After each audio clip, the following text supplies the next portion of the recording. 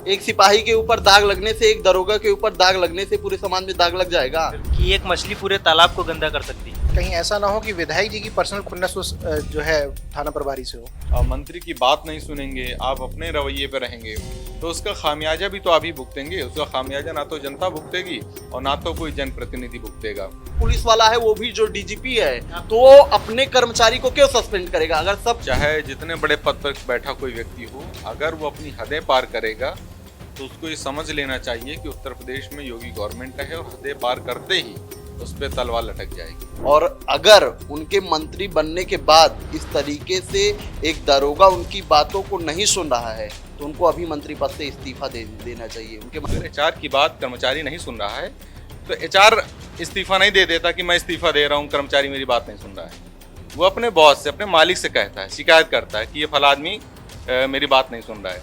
मालिक उस पर कार्रवाई करता है। मालिक बेबी रानी मौर्य नहीं है, मालिक मुख्यमंत्री है। This video is sponsored by Ram Ram Group of Companies, co-sponsored by Nature House and Bhaiya Ji Silver Coated Ilachi। Uttar Pradesh की राजनीति और पुलिसिया तंत्र एक बार फिर से सवाली घेरे में आ चुका है। झांसी के सिपरी बाजार थाना प्रभारी आनंद सिंह पर आरोप है कि उन्होंने महिला कल्याण मंत्री बेबी रानी मौर्य और अन्य जनप्रतिनिधियों के खिलाफ अमर्यादित भाषा का प्रयोग किया है।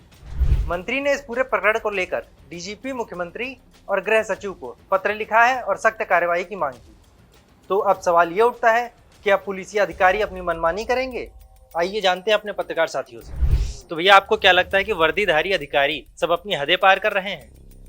देखिए, उत्तर प्रदेश में चाहे जितने बड़े वर्दी अधिकारी हों, चाहे जितने बड़े पद पर बैठा कोई व्यक्ति हो, अगर वो अपनी हदें पार करेगा तो उसको ये समझ लेना चाहिए कि उत्तर प्रदेश में योगी गवर्नमेंट है और हदें पार करते ही उस पर तलवार लटक जाएगी। तो यहाँ पर भी वही हुआ है। आनंद सिंह ने अपनी हदें पार की हैं और उन पर तलवार लटक गई है। ठीक है, तो कहने का मतलब ये कि अब आप किसी जनप्रतिनिधि के साथ गलत व्यवहार करेंगे, आप किसी मंत्री की बात नहीं सुनेंगे, आप अपने रवैये पर रहेंगे तो उसका खामियाजा भी तो आप ही भुगतेंगे। उसका खामियाजा ना तो जनता भुगतेगी और ना तो कोई जनप्रतिनिधि भुगतेगा। हाँ, इन सब चीज़ों के बीच में कहीं ना कहीं जनता के मुद्दे गायब हो जाते हैं, समय पे कार्रवाइयाँ नहीं हो पाती हैं। इसका खामियाजा त्वरित रूप से उस समय जनता को भुगतना पड़ता है। लेकिन अंतोगत्वा अगर आप नहीं सुनेंगे तो जिस समय कार्रवाई होगी उस समय आप ही पीटेंगे। आपको क्या लगता है कि जिस तरह से ये पुलिसिया अधिकारी जो हैं ये मंत्रियों की आवाज़ नहीं सुनते हैं तो आम जनता की कैसे सुनेंगे? देखिए, आरोप लगाया गया है तो आरोप तो किसी पे भी लगाया जा सकता है। आप ये बता दीजिए, अपने मालिक की बात आप नहीं सुनेंगे अगर आप कर्मचारी हैं तो? किसी कर्मचारी के अंदर इतनी हिम्मत है? और वो तो मंत्री हैं और एक दरोगा पर आरोप लगा रही हैं। इस तरीके के आरोप जो हैं, मुझे तो लगता है कि कोई और बात रही होगी या मंत्री जी को कोई और खुन्नस रही होगी, तभी इस तरीके से कर्मचारी के ऊपर अपने शिकायत की हैं। और अगर उनके मंत्री बनने के बाद इस तरीके से एक दरोगा उनकी बातों को नहीं सुन रहा है तो उनको अभी मंत्री पद से इस्तीफा देना चाहिए। उनके मंत्री बनने का क्या मतलब? अगर तुम्हारा दरोगा सिपाही नहीं सुनेगा तो आप मंत्री किस लिए बनी हैं? तो कार्यवाही कर रही है ना, सुनाने के लिए ही तो पत्र। कार्यवाही तो मैं भी करवा दूंगा ना। मैं भी मुख्यमंत्री को पत्र लिख सकता हूं कि महोदय जी, मैं थाने में गया और इस तरीके से दरोगा जी ने मेरे साथ व्यवहार किया और मैं इससे आहत हूं, आप कृपया कार्रवाई कीजिए। कार्रवाई होगी कि नहीं होगी? जिस तरह से वहाँ के विधायक ने भी तो बोला है, का मतलब क्या रह गया? वहाँ के विधायक ने भी कार्यवाही की मांग की है, उनकी भी बात नहीं सुनी गई है, उनके खिलाफ भी अमर्यादित भाषा का प्रयोग। चीज बता रहा हूँ आपको ना, आप अगर मालिक हैं किसी कंपनी के तो आपकी हिम्मत है कि आपका किसी कर्मचारी के अंदर हिम्मत है कि आपकी बातों को नहीं सुनेगा? आप नहीं सुनते हैं अपने मालिक की बात, सुनेंगे। यही चीजें होती हैं। कोई भी नीचे स्तर पर बैठा हुआ अधिकारी है, कर्मचारी है, उसकी इतनी हिम्मत नहीं होती है कि अपने से ऊपर बैठे व्यक्ति की बातों को न सुने। हर कोई ये जानता है कि हम इनकी बातों को अनदेखा करेंगे तो मेरा जीवन खतरे में आ जाएगा या फिर मेरे ऊपर मेरी नौकरी खतरे में आ जाएगी। तो कोई व्यक्ति अपने साथ इस तरीके से जानबूझकर चीज़ों को नहीं करेगा। हाँ, माननीय जी ने इस तरीके से आरोप लगाया है तो हो सकता है कि कोई और बात रही हो। जो भी बात रही हो उसकी जांच हो और जो भी दोषी हो उसके खिलाफ कार्यवाही हो। अच्छा, तो आपको कहीं ना कहीं ऐसा लगता है कि इस पूरे मामले से पुलिस की छवि दांव पर लग रही है? एक सिपाही के ऊपर दाग लगने से, एक दरोगा के ऊपर दाग लगने से पूरे समाज में दाग लग जाएगा? बिल्कुल लगेगा, पूरे समाज का नाम खराब हो। व्यक्ति विशेष के ऊपर आरोप लगता है और जो जिसके ऊपर आरोप लगता है उसके ऊपर कार्यवाही होती है।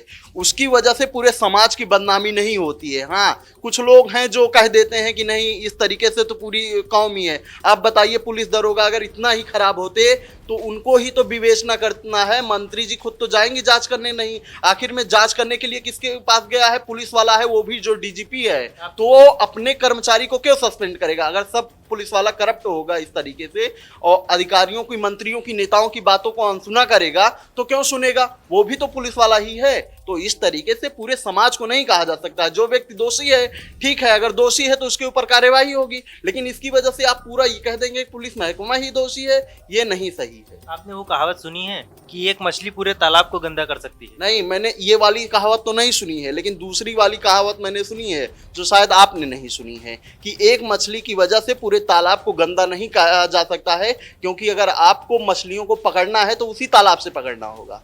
इस चीज़ों को समझिए। आप एक मछली जो गंदी है उसको निकाल के फेंक सकते हैं, लेकिन पूरी तालाब में जो मछली पड़ी हुई हैं उसको निकाल के नहीं फेंक देंगे। अगर फेंक देंगे तो आपने जिन मछलियों को पाला है आपका नुकसान होगा, और आपको नुकसान नहीं सहना है तो आपको अपनी बुद्धि से काम करना होगा। तो आपको कहीं ना कहीं ऐसा लगता है ये सिस्टम और पुलिस की खींचतान है? नहीं, हम बिल्कुल ये खींचतान नहीं कहेंगे। अरे यार, एक दरोगा के ऊपर आरोप लगाया, पूरे सिस्टम को आप क्यों लेके जा रहे हैं? भाई क्यों नहीं ले मुख्यमंत्री ने कह दिया कि डीजीपी मेरी बात नहीं सुनता है, अगर ये कह दिया होता तो पूरा माना जाता। तो अभी जैसा कि अमन जी ने कहा कि मालिक को इस्तीफा दे देना चाहिए। जब कोई कंपनी होती है ना तो उस कंपनी में एक एचआर होता है। अगर एचआर की बात कर्मचारी नहीं सुन रहा है तो एचआर इस्तीफा नहीं दे देता कि मैं इस्तीफा दे रहा हूँ, कर्मचारी मेरी बात नहीं सुन रहा है। वो अपने बॉस से, अपने मालिक से कहता है, शिकायत करता है कि ये फला आदमी मेरी बात नहीं सुन रहा है। मालिक उस पर कार्रवाई करता है। मालिक बेबी रानी मौर्य नहीं है, मालिक मुख्यमंत्री है। तो इस्तीफा तो हो चुका है उनका भी। जहां तक बात कार्रवाई की हो रही थी तो बेबी रानी मौर्य ने जो लेटर लिखा उस पर कार्रवाई हुई, तुरंत कार्रवाई हुई, मुख्यमंत्री तक बात पहुंची और इसके बाद आनंद सिंह को तुरंत निलंबित कर दिया गया है। तो ऐसा नहीं कि कार्रवाई नहीं हो रही है। तो जो भी इस तरह की खामी में पाया जाएगा उसके ऊपर तुरंत कार्रवाई होगी। और ये संदेश है उन लोगों के लिए कि अगर आप किसी भ्रष्टाचार में या किसी आरोप में आप लिप्त पाए जाते हैं तो आप पे तुरंत कार्रवाई होगी। तो भैया आप इस पूरे मामले को किस तरह से देख रहे हैं? देखिए, मुझे तो ये मामला ही थोड़ा सा अलग नज़र आ रहा है। मुझे ऐसा लग रहा है कि कहीं ऐसा ना हो कि विधायक जी की पर्सनल खुन्नस उस जो है थाना प्रभारी से हो, इस वजह से ये पूरी सांठगांठ बैठाई जा रही हो। तो मुझे जो ये मामला है अलग दृष्टि से नज़र आ रहा है। अब देखना ये है कि बाद में, क्योंकि जाहिर सी बात है जब तुरंत चीज़ें एक्शन लिए जाते हैं तो बहुत सी परतें हैं जो नहीं खुल पाती हैं, वो बाद में खुल करके सामने आती हैं। तो इसमें क्या सच्चाई रही होगी, उस थाने प्रभारी से बातचीत करी, बुलाया या नहीं बुलाया गया, ये मुख्यमंत्री जी बुलाएं, विधायक जी को बुलाएं, एक बार बैठ के बातचीत करें, आपसी सहमति से जो बीच का रास्ता निकल सकता है उस बीच के रास्ते को निकाल करके कार्रवाई को आगे बढ़ाया जाए। ना कि इस तरह से, मतलब सोचिए मंत्री जी को पत्र लिखना पड़ा, उस पत्र पर जो कार्रवाई हुई, क्या मंत्री जी ने ये चीज़ बैठ दिए, क्योंकि भाषा का प्रयोग जो हुआ है उस आधार पर तो बता दिया गया कि ये अनुशासनात्मक ठीक नहीं है, अनुशासनात्मक कार्रवाई होनी चाहिए। लेकिन हकीकत क्या है, थाना प्रभारी अगर क्या नाम है एमएलए की बात को नहीं सुन रहे थे, उसके पीछे का क्या कारण है, इन पर मुझे लगता है कि गहन जो एक चर्चा है वो होनी चाहिए, उसके बाद कोई निर्णय लेना चाहिए। तो देखा आपने कि जिस तरह से हमारे सभी पत्रकार साथियों ने अपनी अपनी राय दी, लोगों ने बताया कि इसमें दोनों मत हो सकते हैं। आपको क्या लगता है, आपकी क्या राय है, हमें कमेंट करके जरूर बताएं। तब तक देखते रहिए क्राइम चौक में आशुतोष। धन्यवाद।